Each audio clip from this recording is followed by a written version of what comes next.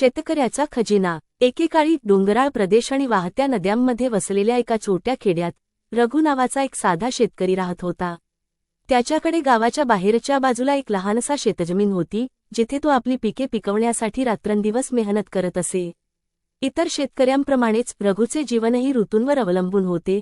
वसंत ऋतूत बियाणे पेरणे, उन्हाळ्यात पिकांची निगा राखणे आणि शरद ऋतूत कापणी करणे। त्याच्या कष्टानंतरही त्याचा उत्पन्न नेहमी साधारणच असायचा आणि तो आपली पत्नी राधा आणि त्यांच्या 2 मुलांसह साधी जीवन जगत होता। रघु श्रीमंत नव्हता, पण तो समाधानी होता। त्याच्या गावाभोवती हिरवीगार शेते आणि प्राचीन वडाचे झाडे होती।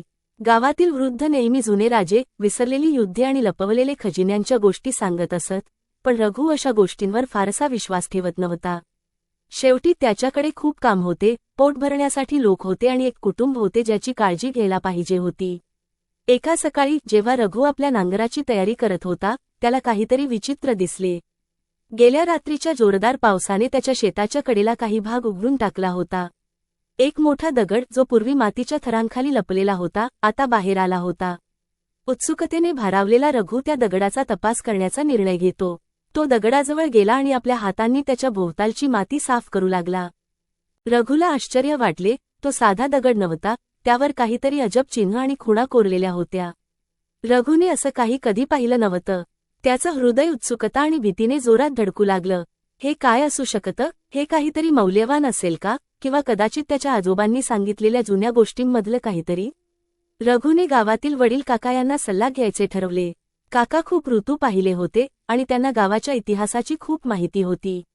रघु पटकन काकांच्या छोट्या मातीच्या घरात गेला आणि त्यांना आपली शोधलेली गोष्ट सांगितली।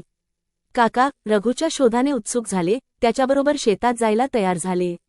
जेव्हा ते त्या ठिकाणी पोहोचले, काकांनी दगड नीट तपासला। त्यांच्या सुरकुतलेल्या चेहऱ्यावर ओळखीचे भाव चमकले।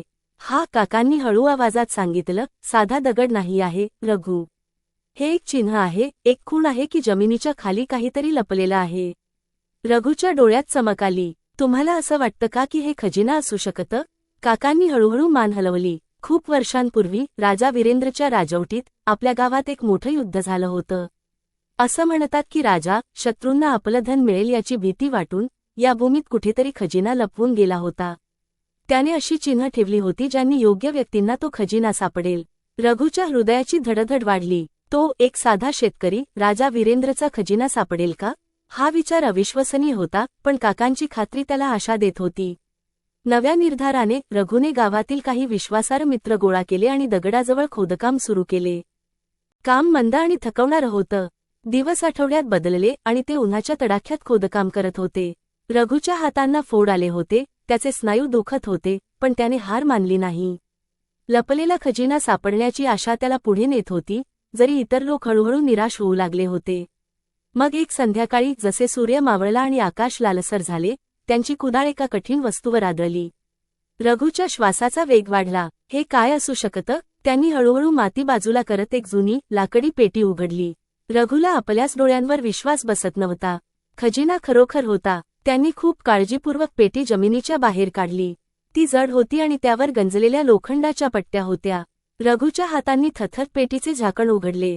आत त्यांना सोनं किंवा हिरे मिळाले नाहीत, पण त्यांना काहीतरी खूप मौल्यवान सापडलं। प्राचीन हस्तलिखित नकाशे आणि कलाकृती, ज्यात त्यांच्या पूर्वजांच्या कथा, गावाचा इतिहास आणि शतकानुशतके जपलेले ज्ञान होतं। काका, जे लांबून पाहत होते, पुढे आले आणि त्यांनी पेटीतील वस्तू आदराने पाहिल्या। हा खजिना साधा नाही आहे रघु, हे ज्ञान आहे जे पिढ्यानपिढ्या पुढे जात आहे। हे सोनेहून मौल्यवान आहे, कारण यात आपल्या भूतकाळाचे रहस्य आणि भविष्याचे धडे आहेत। रघुच्या मनात संमिश्र भावना होत्या, खजिन्यात धन नसल्याची निराशा, पण त्याचबरोबर एक गर्वाचं भावनाही। त्याने काहीतरी मोठं शोधलं होतं जे भौतिक संपत्तीपेक्षा खूप मोठं होतं। त्याने आपल्या लोकांची वारसा शोधून काढली होती।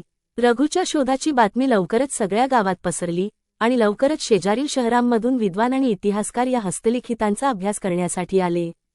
त्यांनी या प्राचीन लेखनातील ज्ञानाचे कौतुक केले, शेतीच्या तंत्रज्ञानाची माहिती, औषधी वनस्पतींचा वापर आणि गावातील विस्मरणात गेलेल्या परंपरा।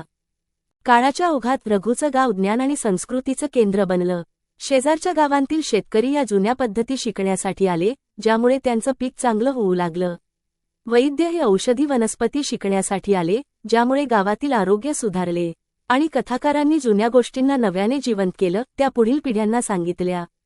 रघुचं आयुष्य त्याच्या कल्पनेपेक्षा खूप वेगळं बनलं. तो पारंपरिकरित्या श्रीमंत झाला नाही, पण त्याचं गाव भरभराट झालं आणि त्याचं कुटुंब सगळ्यांचं आदराचं आणि प्रिय बनलं. त्याने शोधलेला खजिना फक्त एका व्यक्तीला नव्हे, तर संपूर्ण समुदायाला समृद्धी आणि ज्ञान दिलं. वर्षे उलटली आणि रघु म्हातारा झाला, पण त्याने तो दिवस कधीच विसरला नाही जेव्हा त्याने पेटी सापडली होती. तो नेहमी त्या जुन्या दगडाजवळ बसायचा, जो आता गावातील पूजनीय प्रतीक बनलेला होता, आणि मुलांची खेळताना पाहायचा. त्यांची जीवनं त्या ज्ञानाने समृद्ध होती, जे त्याने उघड केलं होतं. एक दिवस जेव्हा सूर्य मावळला आणि शेत सोन्यासारखं चमकत होतं, रघु आपल्या नातवाबरोबर बसला होता. त्याला लपलेल्या खजिन्याची गोष्ट सांगत होता. मुलाच्या डोळ्यांत कौतुकाचा भाव होता. तुला कधी असं वाटलं होतं का, दादा, की खजिन्यात सोनं असायला हवं होतं? मुलाने विचारलं. रघु हसला, त्याच्या डोळ्यांच्या कडा सुरकुतल्या. कदाचित एकदा, हो, पण मी शिकले की खरा खजिना तोच नसतो जो तुम्ही हातात धरू शकता. कधी कधी तो ज्ञान असतो, गोष्टी असतात आणि त्या लोकांच्या जीवनांना स्पर्श करतात. हेच खरं खजिना आहे, माझ्या मुला. आणि म्हणून रघुचा वारसा, जो साधा शेतकरी होता आणि ज्याने लपलेला खजिना शोधला, पिढ्यानपिढ्या जिवंत राहिला. याची आठवण म्हणून की जीवनातील सर्वात मौल्यवान गोष्टी नेहमी वरच्या पृष्ठभागावर नसतात, त्या त्या व्यक्तीच्या अंतःकरणात असतात, ज्या शोधण्याची क्षमता त्याच्यात असते.